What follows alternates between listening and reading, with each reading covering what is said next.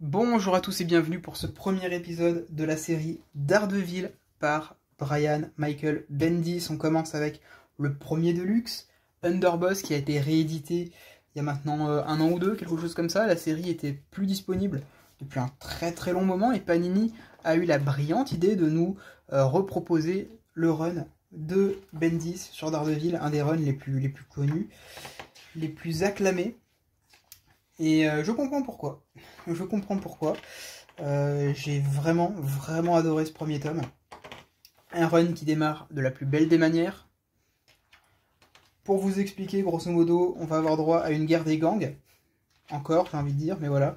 Le caïd va tomber dans un guet-apens. Et certains chefs de gang vont tenter de profiter de cette faiblesse, cette absence du caïd pour prendre sa place. Ce qui va mener au point le plus important et surtout le point central du run de Bendis et plus tard du run de Brubaker. L'identité secrète de Daredevil est connue. Un journal va donc révéler que Matt Murdock est Daredevil. Donc bien sûr, Matt Murdock, lui, va nier en bloc. Question maintenant, maintenant que la graine est plantée, que les gens sont au courant, qu'il y a potentiellement cette révélation d'identité, que potentiellement le célèbre avocat aveugle Matt Murdock est en réalité Daredevil.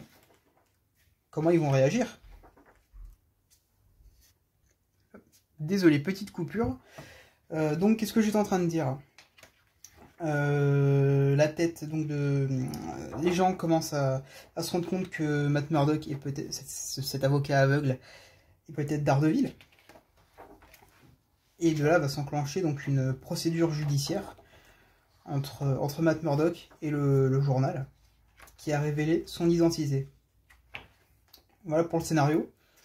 Côté dessin, c'est Alex Maliv, et je préfère le dire tout de suite, je suis pas fan. Je suis pas fan. Même s'il arrive bien à retransmettre l'ambiance poisseuse de Hell's Kitchen, les scènes d'action, c'est pas ça en fait. Je vais vous montrer, typiquement, au tout début, les scènes d'action, c'est beaucoup trop statique. On arrive, ouais, c'est statique en fait, il n'y a aucune fluidité. Il n'y a pas le dynamisme qu'on peut trouver chez Joe Quesada. Et c'est vrai, c'est trop fixe en fait. C'est ça qui m'a... Ouais, regardez. On n'a pas de la notion du mouvement. On dirait qu'il est... il n'a pas l'air souple, dynamique. Et ça, c'est le gros point faible pour moi de ce récit. C'est vraiment le manque de dynamisme en fait dans les dessins d'Alex Maliv.